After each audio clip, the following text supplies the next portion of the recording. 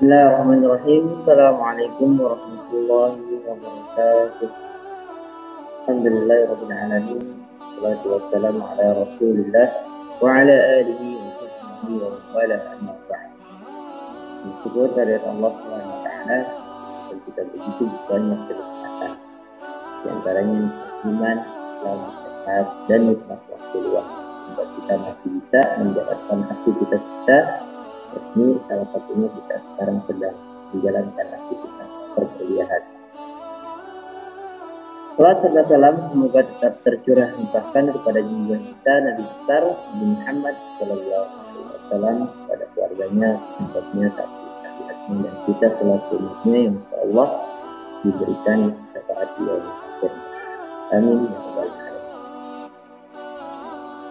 Di video sebelumnya kita sudah membahas tentang surah Al-Baqarah ayat 221. Dan sekarang kita akan melanjutkan pembahasan tentang surah Al-Baqarah ayat 222 sampai 223, yaitu tentang menjauhi istri ketika pada waktu haid.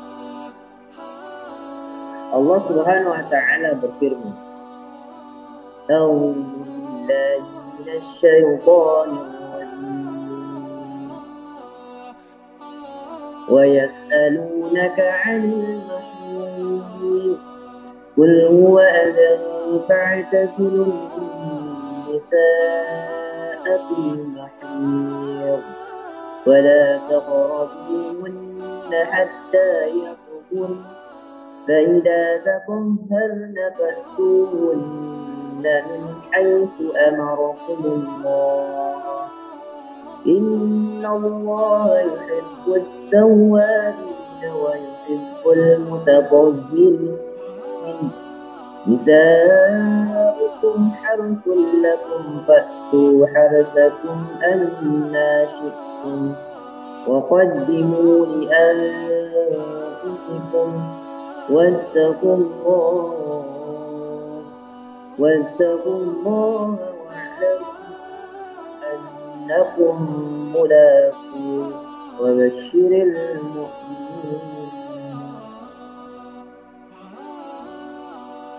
Dan mereka menanyakan kepada Muhammad tentang haid. Katakanlah, itu adalah sesuatu yang kotor. Karena itu, jauhilah istri pada waktu haid. Jangan kamu dekati mereka sebelum mereka suci. Apabila mereka telah suci, campurilah mereka sesuai dengan ketentuan yang diperintahkan Allah kepadamu. Sungguh Allah menyukai orang yang tobat dan menyukai orang yang tadi. Istri-istrimu adalah ladang bagimu, maka datangilah ladangmu itu kapan saja dan dengan cara yang kamu sukai. Dan utamakanlah yang baik untuk dirimu, bertakwalah kepada Allah dan ketahuilah bahwa kamu kelak akan menemui.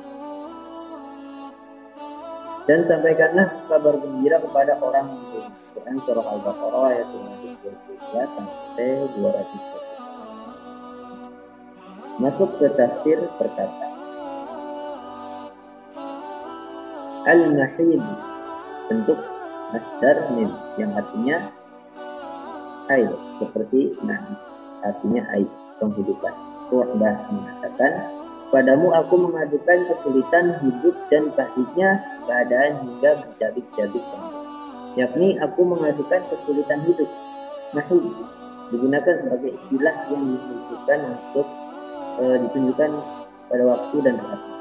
Sementara penggunaannya dengan arti haid sebagai kiasan. Demikian kesimpulan Al-Qurtubi, haid asalnya adalah aliran. Dikatakan hadda as-sa'il wa fadda, air bah itu mengalir dan meluap. Haddat as-syajar, artinya pohon itu mengalirkan air. Al-Azhari mengatakan ini sebagaimana dikatakan bahwa telaga disebut haud karena air mengalir ke telaga. Dikatakan perempuan haid dan haidah. Al-Farra menyampaikan syair seperti perumpamaan haid yang digunakan dalam kondisi tidak suci. Al-Za mengatakan Azza yakni yang menjijikan. Azza menurut bahasa adalah segala yang tidak disukai. Hal tersebut sebagai mana dalam firman Allah Subhanahu wa taala. Janganlah kamu merusak sedekahmu dengan menyebut-nyebut dan menyakiti perasaan penerima. Quran surah Al-Baqarah ayat 290. Dalam Al-Misbah dikatakan azza, as-sayyid, azza, bagaimana pola kata aibah yang artinya kotor. Firman Allah Subhanahu wa taala, katakanlah itu adalah sesuatu yang kotor, yakni dipandang menjijikan. At-Tabari berkata, haid disebut kotor karena baunya busuk, menjijikan dan najis. Fa'tazil berasal dari iktizal yang artinya menghindari sesuatu dan menjauhinya. Hal tersebut sebagaimana dalam firman Allah SWT. Dan aku menjauhi kamu beserta apa yang kamu seru selain kamu. Quran surah Maryam ayat 42. Maksud menjauhi perempuan adalah menjauhi bersetubuhan dengannya, bukan meninggalkan interaksi atau bersentuhan dengannya. Karena ini semua diperkenankan. Yaqturna berarti darah haidnya sudah terhenti. Sementara dengan tasydid yaqharuna artinya mandi. Harsun, Rogi mengatakan hars, berarti penaburan benih ke tanah dan mempersiapkannya untuk ditanam. Yang ditanam juga disebut hars. Allah SWT berfirman, pergilah pagi-pagi ke kebunmu jika kamu hendak memetik hasil. Quran surah Al-Qalam ayat 22. Al-Jawri mengatakan hars berarti tanaman, sementara haris adalah orang yang menanam. Yang dimaksud dengan hars dalam ayat adalah lahan, tempat bercocok tanam dan tempat pertumbuhan anak. Dalam ayat tersebut, mudhafnya ditiadakan, yakni maudhu'i harsikum, yaitu tempat bercocok tanammu, atau sebagai bentuk pemurkaan sehingga kemaluan istri sepertilah. Sementara sperma seperti benih, sedangkan anak seperti tanaman yang keluar. Dengan demikian, harus artinya tempat bercocok tanam. Tempat sesuatu ditanamkan sesuai dengan nama sesuatu sebagai bentuk ungkapan mubalik. Anna syi'tum berarti bagaimanapun yang kamu inginkan atau dengan cara apapun yang kamu kehendaki, baik dari depan, dari belakang, berdiri maupun berbaring. Setelah memastikan bahwa yang didatangi adalah tempat penampungan. At-Tabari mengatakan, Ibnu Abbas berkata terkait ayat, maka datangilah ladangmu itu kapan saja dengan cara yang kamu sukai, yakni datangilah dia dengan cara apapun yang kamu kehendaki dari depan maupun belakang, selama kamu tidak mendatanginya dengan sasaran di dubur dan yang sedang haid. Dari Ikrimah, yakni mendatanginya bagaimana yang ia kehendaki selama tidak melakukan perbuatan bagaimana yang dilakukan oleh kaum Lut. Wa qaddimu bi anfusikum berarti utamakanlah amal kebaikan dan kemaslahatan agar menjadi bekal bagimu sampai akhirat. Wattaqullaha berarti takutlah pada azabnya dengan mematuhi perintahnya dan menjauhi larangan. Wabasyiril mu'minina berarti sampaikanlah kabar gembira kepada orang-orang yang beriman berupa pahala, kemuliaan dan keberhasilan meraih derajat yang tinggi di surga yang penuh dengan kenikmatan. Masuk ke pembahasan berikutnya yaitu makna global. Mereka bertanya kepadamu, wahai Muhammad, tentang mendatangi istri saat dalam kondisi haid. Apakah boleh atau dilarang? Katakan kepada mereka, sesungguhnya darah haid itu darah yang kotor, dan menggaulinya dalam kondisi ini berisiko terkena kotoran, baik bagimu maupun bagimu. Maka jauhilah hubungan dengan perempuan dan persetubuhannya pada saat haid. Jangan mendekatinya sampai darah haidnya terhenti dan suci. Jika telah bersuci dengan air lantas mandi, maka pergaulilah dengan cara yang diperintahkan Allah kepadamu di bagian yang diperkenankan bagimu, yaitu tubuh, bagian alat vital dan pencernaan. Jangan menggaulinya di bagian yang dilarang, yaitu tubuh. Sesungguhnya Allah menyukai hambanya yang bertaubat dan menghindarkan diri dari hal-hal yang keji dan kotor. Kemudian Allah Subhanahu wa taala menegaskan larangan menggauli istri di luar organ lazim, yaitu diperkenankan bagi laki-laki. Allah Subhanahu wa taala berfirman yang maknanya istrimu, wahai umat manusia, adalah lahan bercocok tanam bagimu dan tempat keturunan. Dan di rahimnya itu tempat terbentuknya janin dan anak. Maka gaulilah istrimu bagaimanapun yang kamu kehendaki dari arah yang kamu sukai, telah memastikan bagian keturunan dan peranakan.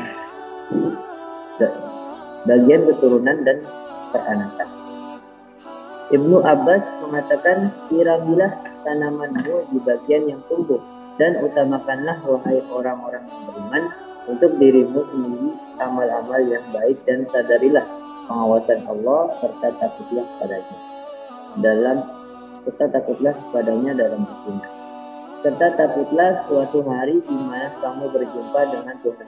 Kemudian Dia memberikan balasan kebaikan bagi orang yang berbuat baik dan membalas keburukan bagi orang yang berbuat keburukan. Serta sampaikanlah kabar gembira bagi orang-orang yang beriman bahwa mereka akan mendapatkan kemuliaan, kebahagiaan, dan kenikmatan yang tiada henti di negeri kemuliaan. Oke teman-teman semua yang dirahmati Allah Subhanahu wa taala. Selanjutnya ke pembahasan berikutnya, yaitu Asbabun Nuzul surat Al-Baqarah ayat 222 sampai 223. Asbabun Nuzul atau sebab turunnya ayat. Yang pertama diriwayatkan dari Anas radhiyallahu anhu, kaum Yahudi apabila istrinya sedang berhaid, maka dia tidak diajak makan dan minum bersama, dan tidak diajak bergaul bersama dalam rumah-rumah. Kemudian Rasulullah SAW ditanya tentang hal itu, maka turunlah ayat, mereka bertanya kepadamu tentang haid.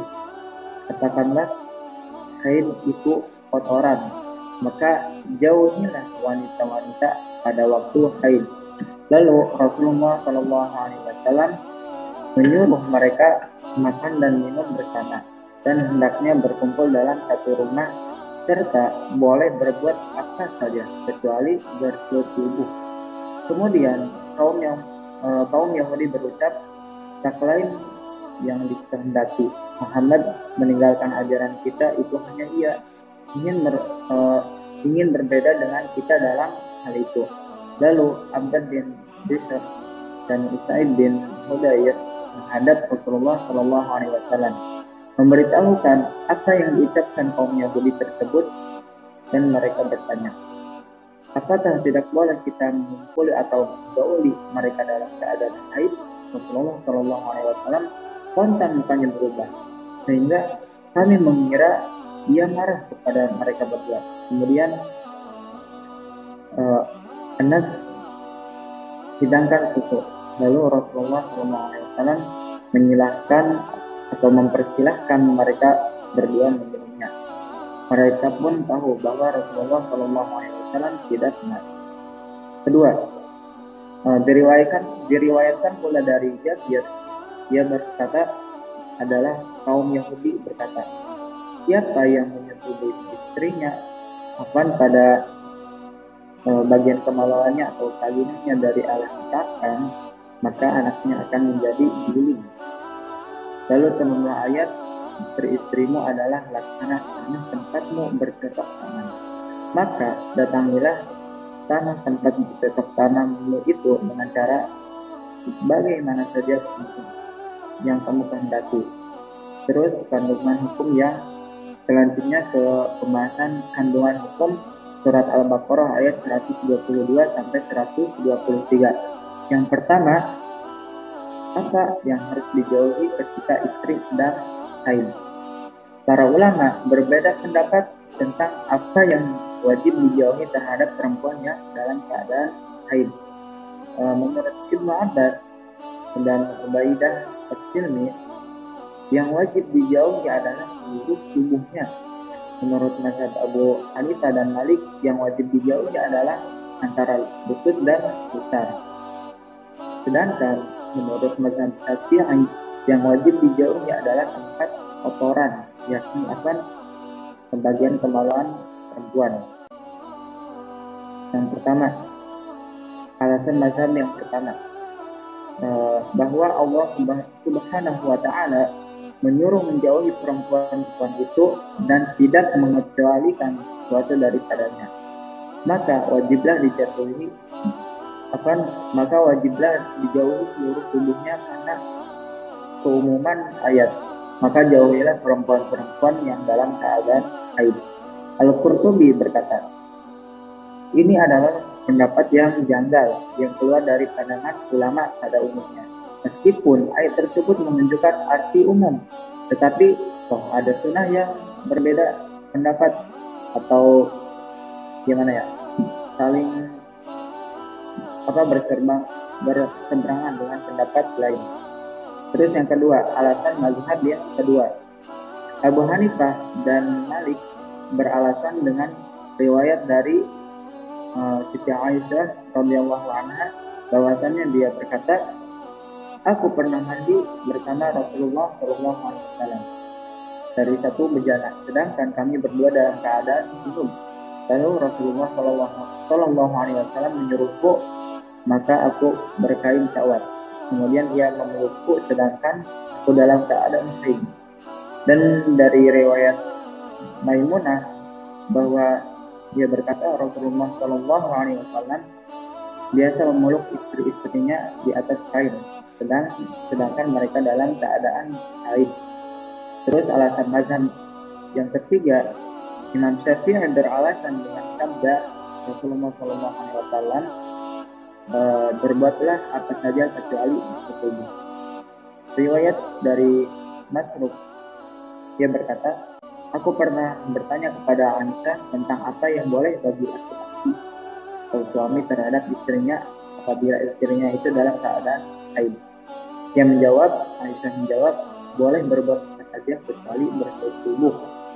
Dalam riwayat lain dikatakan bahwa Masruq pergi ke rumah Aisyah. Lalu ia mengucapkan, Assalamu ala nabi wa ala ahli bait.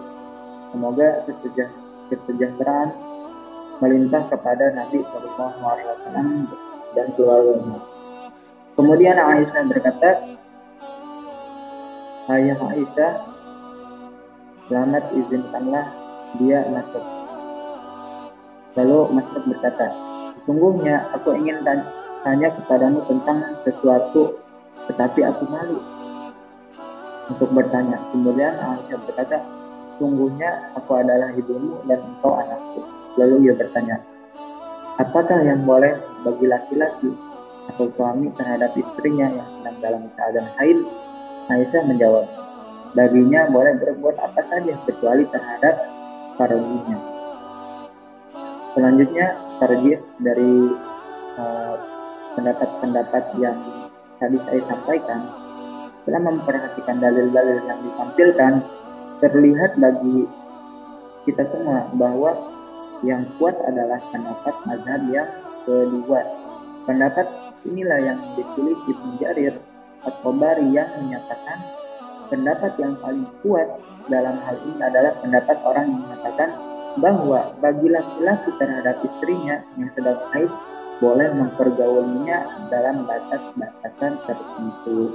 Apa yang di atas kain penutup kemaluan. Sedangkan sebabnya dilarang bermain-main dengan pakaian di antara lutut dan pusar. Ialah karena kalau hal itu dilakukan, maka akan mudah sekali berlanjut kepada yang terlarang. Sebab siapa yang berada di dekat daerah terlarang, maka dekat sekali jatuh ke dalamnya. Maka demi berhati-hati hendaknya dijauhi daerah terlarang tersebut. Sebagaimana yang dikatakan Siti Aisyah radhiyallahu anha setelah meriwayatkan hadis mubasyarah, siapakah di antara kamu yang dapat mengutang hajatnya sebagaimana Rasulullah SAW dapat mengutangnya? Dan dari sisi lain, apabila dua buah hadis saling dihadapkan, yang satu membolehkan dan yang lain melarang, maka yang harus didahulukan adalah hadis yang melarangnya. Demikian menurut ulama usul. Wallahu a'lam. Terus hukum ayat surat Al-Baqarah ayat 222 sampai 223 ini yang kedua, yaitu apakah haram atau denda bagi orang yang menggauli istrinya yang sedang dalam keadaan haid. Para ulama telah sepakat bahwa mengumpuli atau menggauli istri dalam keadaan haid adalah haram, tetapi mereka berbeda pendapat tentang ada kafaratnya atau tidak. Jumhur ulama seperti Imam Malik, Syafi'i dan Abu Hanifah berpendapat dia harus beristighfar dan tidak ada kafarat apapun selain taubat dan istighfarnya itu. Selanjutnya menurut Imam Ahmad, ia harus bersedekah sedinar atau setengah dinar, karena ada hadis dari Ibnu Abbas dari Rasulullah SAW tentang orang yang mengumpuli atau menggauli istrinya dalam keadaan haid. Rasulullah SAW bersabda, ia harus bersedekah sedinar atau setengah dinar.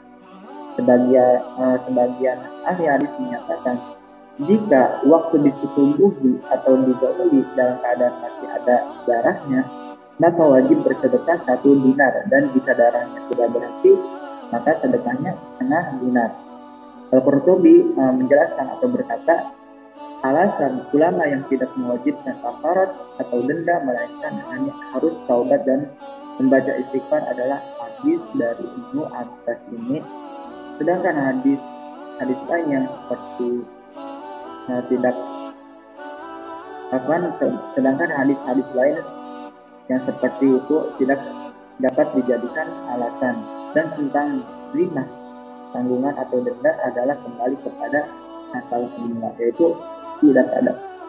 Terus hukum yang ketiga, berapa lama masa haid? Ahli fikih berbeda pendapat tentang lama masanya haid perempuan. Masa yang terpendek dan masa yang terpanjang. Yang pertama, ini menurut Abu Hanifah dan As-Sawri, paling pendek masa haid perempuan itu 3 hari dan yang paling lama 10 hari. Pendapat kedua dari pendapat Imam Syafi'i dan Ahmad, paling pendek masa haid itu sehari semalam, dan yang paling lama yaitu 15 hari. Terus pendapat ketiga yang termasyhur dari Imam Malik, tidak ada batas waktu paling pendek maupun paling lama. Sedangkan yang dianggap diperhitungkan adalah kebiasaan perempuan yang bersangkutan. Abu Hanifah beralasan dengan hadis Abi Umamah yang batas minimal adalah 3 hari dan batas maksimalnya adalah 10 hari.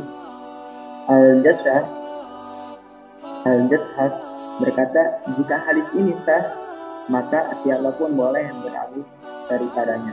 Sedangkan Imam Syafi'i yang berhujjah dengan hadis yang redaksinya, seseorang di antara perempuan yang haid itu hendaknya berdiam diri sampai separuh dari umurnya. Menurut Imam Syafi'i, as-sadq berarti setengah. Maka ini menunjukkan bahwa masa haid itu kadang-kadang bisa mencapai 15 hari.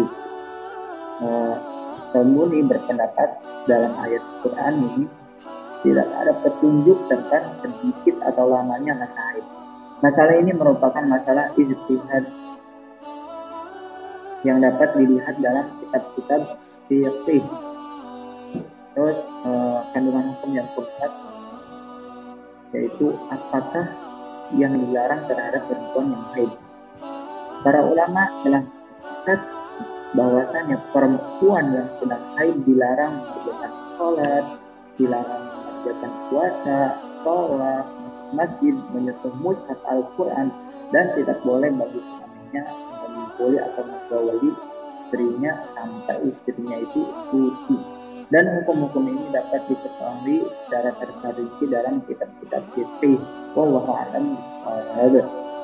Oke teman-teman semua yang dirahmati Allah Subhanahu wa taala, kita lanjutkan pembahasan kita yang terakhir, yaitu kesimpulan. Yang pertama yaitu wajib menjauhi perempuan yang sedang haid sehingga suci dari haidnya. Yang kedua, boleh mengumpuli atau menggauli sesudah berhenti darahnya dan telah mandi dengan air. Yang ketiga, haram menyetubuhi atau menggauli perempuan pada duburnya karena bukan tempat yang mestinya. Keempat, boleh bersentuhan dengan cara tertentu atau teknik tertentu bagaimana saja dalam bersetubuh asal di tempat yang semestinya. Ada taruji. Yang kelima, kita harus waspada jangan sampai menyalahi perintah Allah dan melanggar apa yang dilarang oleh Allah Subhanahu wa taala. Dan mungkin cukup sekian pembahasan Ayatul Ahkam surat Al-Baqarah ayat 222 sampai 223 dari kelompok 6. Kurang lebihnya mohon maaf. Ila wajadtum khata'an atau afwan, karena manusia itu tempatnya salah dan juga dosa, tempatnya lupa dan juga dosa. Mohon dimaklumi dan mohon dimaafkan. Semoga kita semua dapat mengambil pelajaran, dapat mengambil ilmu yang telah saya sampaikan ini. Walaupun ada perkataan saya yang masih kurang berkenan di dalam telinga dan hati hadirin semua, mohon dimaafkan dan mohon ditinggalkan kalau itu buruk. Kurang lebihnya mohon maaf. Wassalamualaikum warahmatullahi wabarakatuh.